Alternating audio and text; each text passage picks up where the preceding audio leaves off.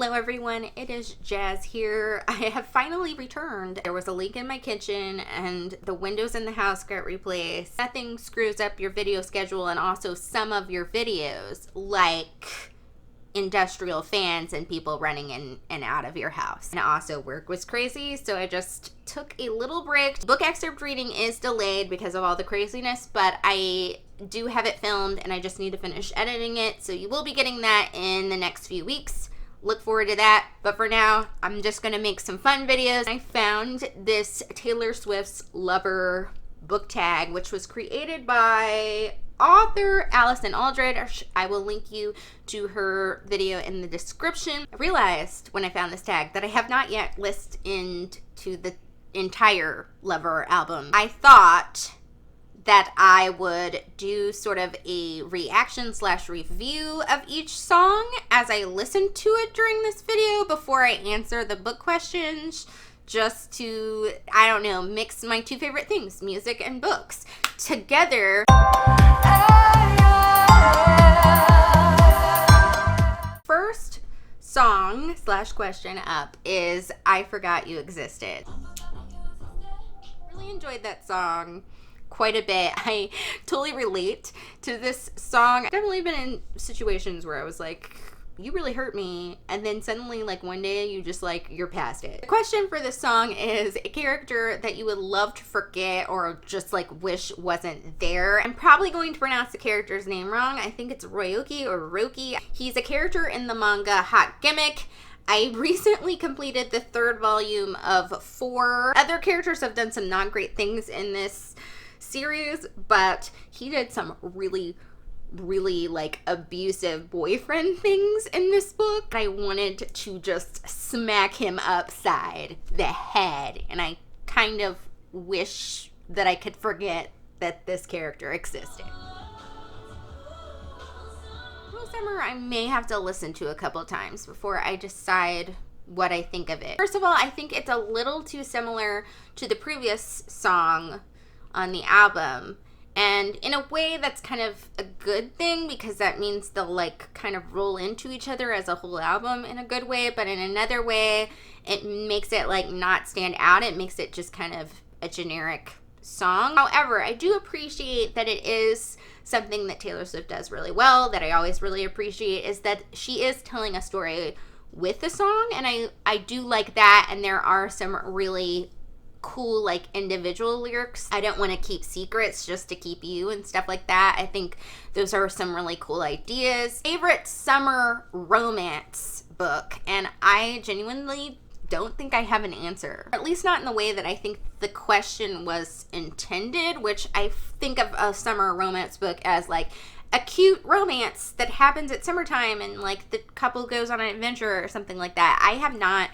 I don't think really read a book like that. The next song up is Lover, which I have listened to because I watched a music video. It's super, super adorable. Still gonna listen to it just to see like what the scope is of the album and like how it fits in.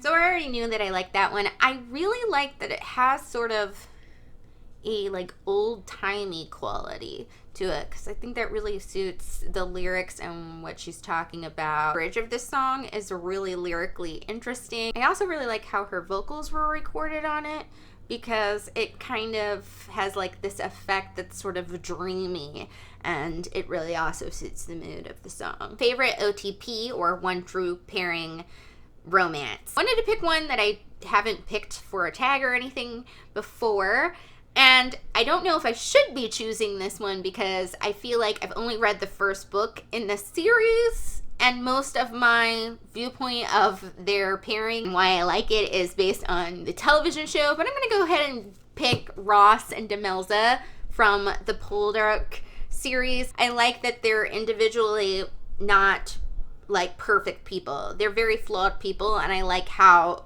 their flaws inform the dynamics in their relationship, but they're so perfect for each other. When they're like working together hand in hand at their best, it's just like my heart just sings.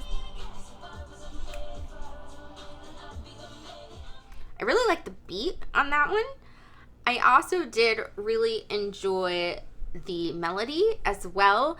And the concept is, of course, very interesting because it is saying, like, if I were a man, like, some of the stuff that I do would be totally okay and fine, whereas I look like a jerk because I'm a woman if I, like, speak up for myself, or if I, like, don't do, like, things that are, like, typical for, like, a female. Even though she has previously said, hey, if I wrote songs about the things that I wrote about and I was a man, like, nobody would say anything about it. I would say that every artist, male or female, writes songs about their life experience, and Taylor Swift's the only one that I've ever seen where people get weird about it and, like, think that it's, like, wrong or make fun of it. But I was like, every artist ever has written about their relationships and their life experience. Why is this one particular artist any different than any other artist? But I think a lot of that concept is going sort of into the song as well. I do like to that it's like talking about sort of a heavy concept, but it's got like a happy beat. That's very ABBA of you,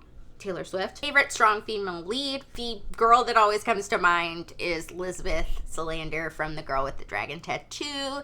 Not just because she's tough. She's been in a lot of situations where I feel like she could have just wallowed and been depressed because she could have just decided that I'm going to be a victim, and she still like decided I'm gonna like have a strength and not be the victim of those and let that like take me down as a person. And I always really appreciated that about her character.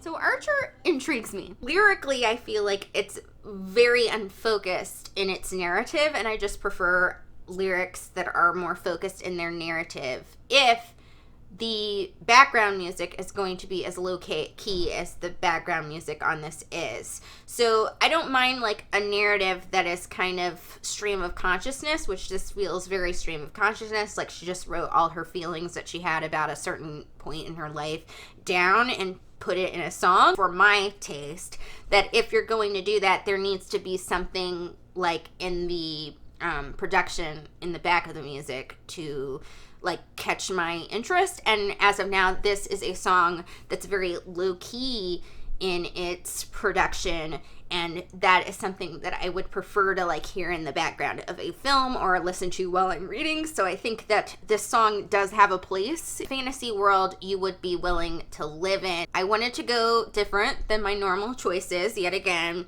So I chose Otherland by Tad Williams, but I also think Otherland is a super cheat because in this book the characters are able to go into like virtual reality worlds and kind of experience those, and I actually think it's a great idea until things like go really bad, as they do over the 4 books. So I was like, if I could not have things go bad and just go into the virtual reality experiences, that'd be great. And also I think it's a cheat because I chose this because the beauty of the virtual reality worlds is that you can choose what kind of world you want to be in. So there's lots of fantasy, fantastical worlds. If you want to go and be in a steampunk kind of world, you can be in a steampunk world. If you want to go experience something that's like mythology, you can do that. And I would like to have many, many options. So that's why I went with this one.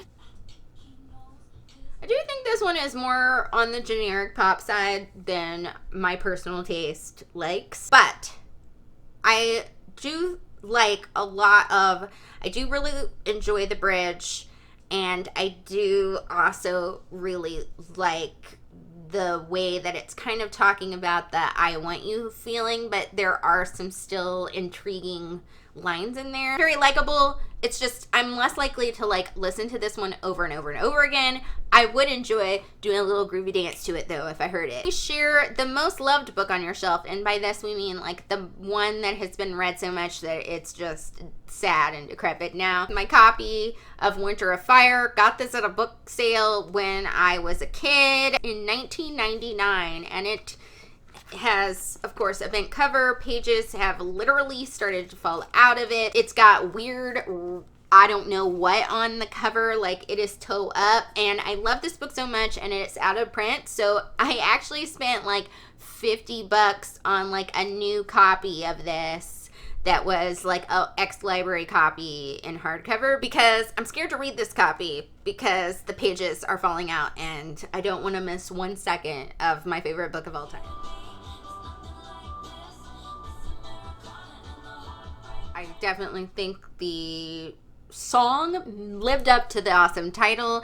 In this case, it does have kind of a cool Lana Del Rey almost feel to it. Other than that, like, kind of influence to it, I think the lyrics were very, very clever. I, of course, love that it had very much a story and a lot of cool, like, imagery in terms of how it was telling its story about the relationship and kind of comparing it to, like, the high school situation. And that, like, go fight win thing is so dang clever in, like, the bridge and post credits. Post chorus, I'm a dingle. For this, we pick our favorite forbidden romance. I'm gonna go with the Thornbirds. The male character in this book is a Catholic priest. He wants to continue to kind of rise in terms of like where he can go with the priesthood, but he does have like this love for this main character, Maggie, in this book, and so it's a very conflicting relationship, but I think it's also the kind of book where there are books where the characters are sort of likably unlikable, and I think it's definitely one of those books as well, so I find it psychologically sort of really interesting. I think that I enjoy it because it's more than just like the forbidden romance, but I do enjoy a forbidden romance, and this one probably is my favorite.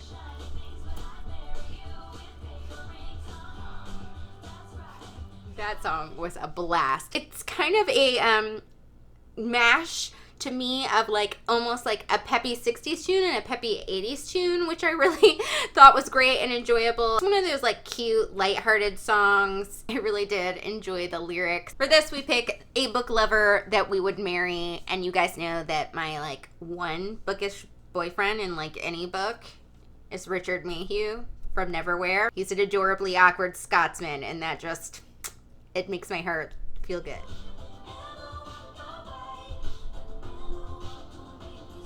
That one was intriguing because I did really love it lyrically, but melodically, I felt like it was yet again sort of similar to a couple of the other songs on the album, which I kind of wish that it like stood out on its own melodically. But lyrically, really enjoyable. Yet again, good story. Yet again, maybe one that I need to like re-listen to. Pick a book set in a place you would love to visit or love visiting currently. I want to take a trip to Prince Edward Island. So any Ellen Montgomery book, really. But I'm gonna choose to focus on Emily of New Moon because I feel like Anne of Green Gables gets most of the love. And I also love the Emily of New Moon series, and it is still set in Canada, in Prince Edward Island. I really enjoyed that. It had a very like interesting vibe in terms of musically. It kind of sounded like if a Imogen Heap song and a Natasha Bedingfield song married each other. Yet again, sort of a sad concept set to like a happy sort of melody and beat. And I don't know, I just love that contrast. Yet again, very ABBA of you, Taylor Swift. You go. I did really enjoy it lyrically as well. I looked through the windows of this love even though we boarded them up. Ooh, that's good. Choose a book that made you into a puddle of mush. The first book in the Me Before You series. Y'all, I was like sobbing and I like was like, nobody can look at me. I'm just crying.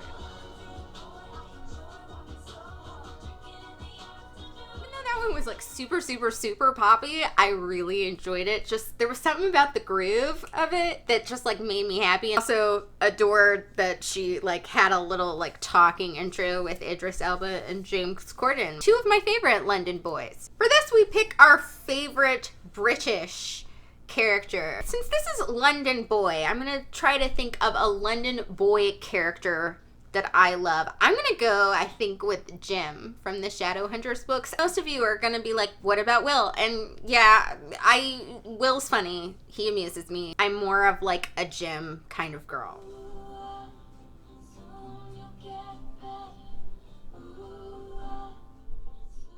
Ooh, that one was a pretty one. The guitar and the violin were everything. So nice. I really think it was a lovely thought and concept of the song, and it definitely, like, it's a song that hits you in the feels. A nice mix of, like, being sort of pop country-esque, but the harmonies kind of gave it, like, that bluegrassy feel, which I quite enjoyed. Favorite book that deals with sickness, and in parentheses it says mental or physical. I decided to go with Valley of the Dolls because I think it covers the whole spectrum of physical and mental illness, as well as covering the topic of addiction. And it is a book that I really do love, even though it's super, super sad. And I think it's an interesting study of, like, fame and what it does to people.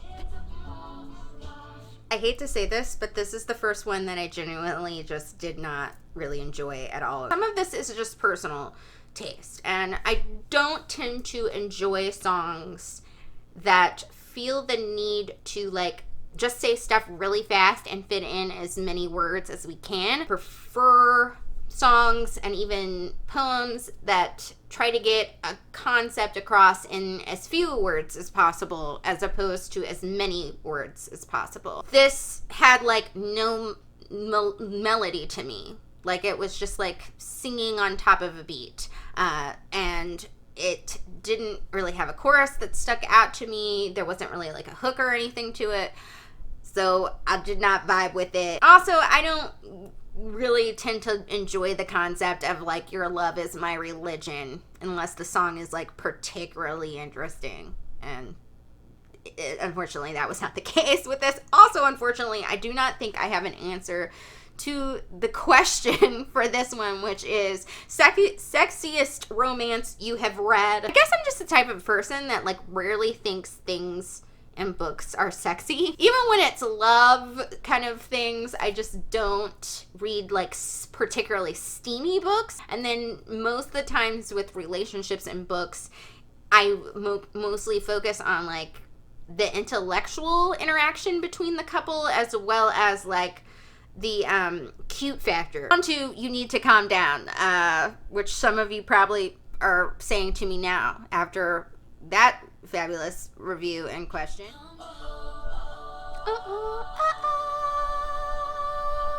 It's just, like, a fun beat, has a fun melody, gotta enjoy it. I also say, if you're gonna make a statement, I'd rather hear you do it in a song. Go for that. And also, sometimes I do think y'all needs to calm down. A book you fangirl about like no other when it's mentioned. Y'all know that this is Anne of Green Gables by Ellen Montgomery for me. It gives me such joy. I love the whole series. If I lived in a perfect world and had all the books spaced in the world and all the money in the world, I would literally own every single edition of Anne of Green Gables and all the series and just display them. It's my fandom.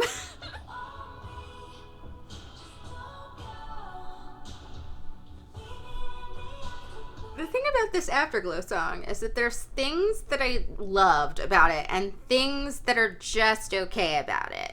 And what I loved about it is that I like that it has this really strong drum beat behind it in like an otherwise chill song, and I think that was a really interesting production choice that I enjoy. And then also I love the chorus of it, and I also like the concept of this song where it's kind of saying like, hey, like, I'm the one that's like making the issues in this relationship, and so I'm like sorry that I hurt you. It's not about you, it's just me being like whatever. Really like that viewpoint of like a dynamic in a relationship. However, there are some things in the melody as well as lyrically that I do not think this song necessarily needs, and I think they would be better without. Like the first couple lines of the choruses I wasn't like as much of a fan of, and I honestly just don't think this song needed a bridge, because not every song needs a bridge, and I don't think the bridge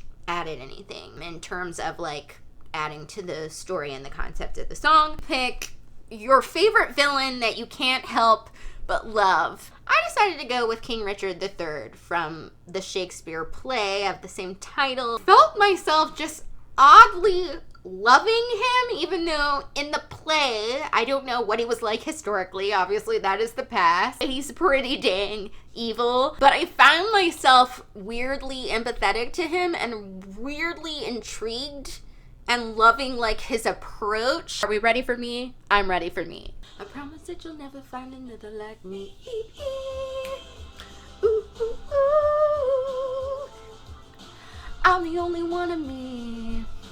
Baby, that's a fun of me. Yep, even after hearing that almost every day for 2 weeks of summer camps with kids, I still enjoy that song. I do think it's weird that she decided to remove this "Hey Kids, spelling is fun." I know a lot of people didn't like that, but it didn't bother me, and I also thought it was kind of hilarious, so I kind of do miss it in the song, but it didn't like kill the song for me. It's still like, it's just a fun, poppy, like cute, feel-good song. So what else can we say about me? For this, we choose a book that features a character you would want to play in the movie or television adaptation. I love the musical Wicked and also the book so dang much. So if you're looking to cast an Elphaba for a film of Wicked, sign me up. Yes.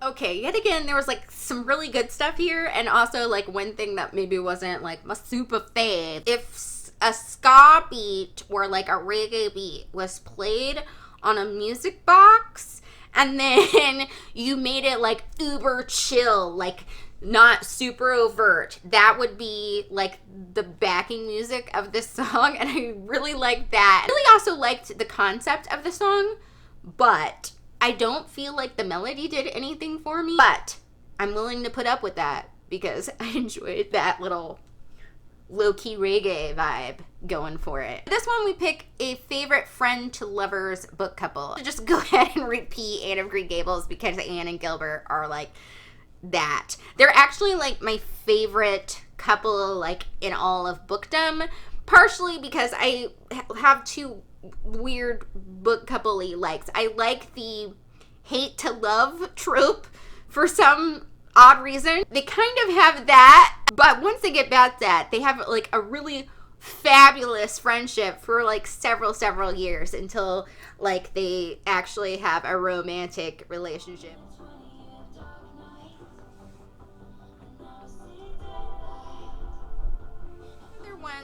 That I will say something that I've said on a couple of the other previous songs. It's one that kind of either sounds like another song on this album or sounds like another song that Taylor Swift has already done, as opposed to like sticking out as an individual song. But that doesn't mean the song is bad. Like, it's still a good concept and a good like song. It's just okay to me because I just like each song to stick out like as its own individual entity. I do really like that in the bridge it kind of harkens back to ideas that she's had on previous albums, which is quite clever, talking about like love in the form of colors. There's like certain things that are like sort of reverse Easter eggs, I guess, if you will, if you've listened to her catalog.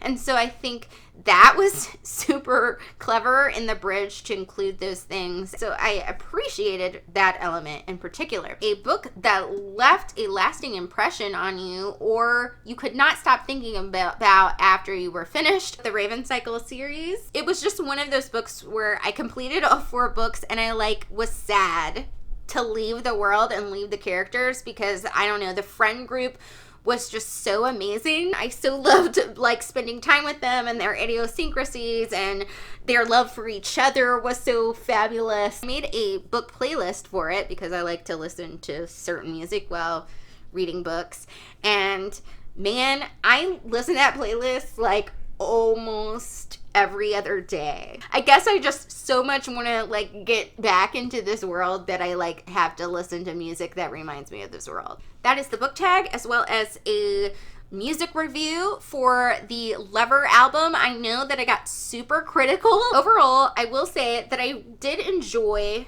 this album. There's only like one song that I just truly didn't like. Everything else is at least like fun to listen to on it. I think that it has a lot of fun concepts that it explores, so I would definitely listen to the album again, which is a plus, which I cannot say, sadly, for Reputation. I really tried to like Reputation, y'all. I did not dig. I think there are some other Taylor Swift albums that I probably enjoy a little bit more than this one, but still a solid album, so yay for that. Drop me a comment on just a discussion about your thoughts about the album or the books that I chose for the tag. I would love to hear those. And thank you for watching, my fabulous peeps. I will see you all soon. Bye!